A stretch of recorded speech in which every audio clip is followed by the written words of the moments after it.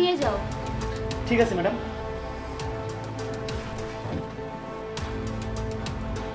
এই দাঁড়াও, এখানে আমার গলা সোনার চেন ছিল, সেটা কোথায়? ম্যাডাম আমি তো আপনার টেবিলে কোনো সোনার চেন দেখি নাই, আমি তো এগুলো নিয়ে যাচ্ছি। তুমি ছাড়া তো এখানে কেউ আসেনি, আমি আমার সোনার চেন খুঁজে পাচ্ছি না। তুমি ছাড়া কে নিয়েছে? দাঁড়াও, আমি তোমাকে চেক করে দেখবো তুমি নিয়েছো কিনা। জাহিদ সাহেব এদিকে আসুন। এখানে আমার গলা সোনার চেন ছিল, আমি আমার সোনার চেন খুঁজে পাচ্ছি না। ম্যাডাম কি বলছেন আপনি এসব? অফিস থেকে আপনার সোনার চেন হারিয়ে গিয়েছে? এটা তো খুব খারাপ কথা। এই তুমি কি সত্যি ম্যাডামের চেন নিয়েছো? না না স্যার, আমি ম্যাডামের চেন দেখি নাই, ম্যাডাম শুধু শুধু আমাকে দোষ দিচ্ছেন। আচ্ছা ঠিক আছে, তোমাকে চেক করলেই সব বের হয়ে যাবে।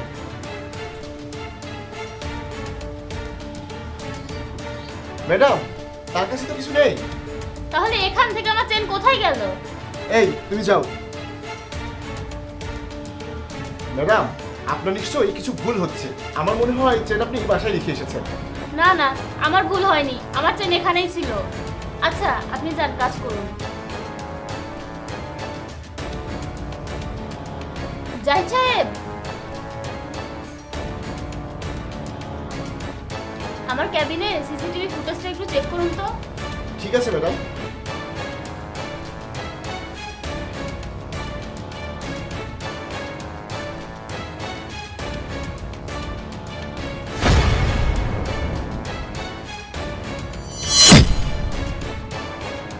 আপনি এখনই গেটে ফোন করে বলুন পিয়ন যেন বাইরে না যায়।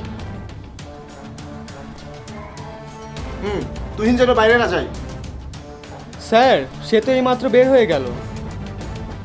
ম্যাডাম সে বের হয়ে গেছে, এখনই চলুন, আমরা তাকে ধরতে পারবো। চলুন।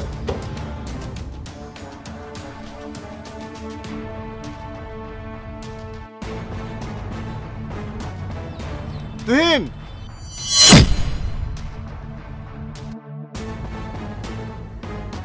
তুহিন তুমি এত খারাপ সেটা তো আমি জানতাম না। তুমি এমন কাজ কেন করলে? স্যার কি বলছেন আপনি? আমি কি করেছি? তুমি ম্যাডামের চেন চুরি করে কোকের বোতলে রেখেছিলে, সেটা আমরা সিসিটিভিতে চেক করেছি।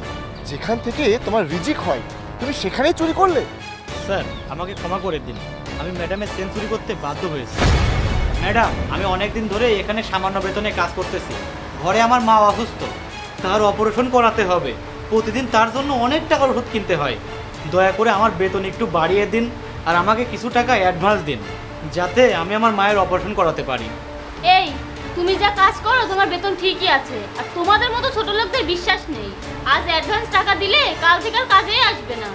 ওসব হবে না, যাও এখান থেকে।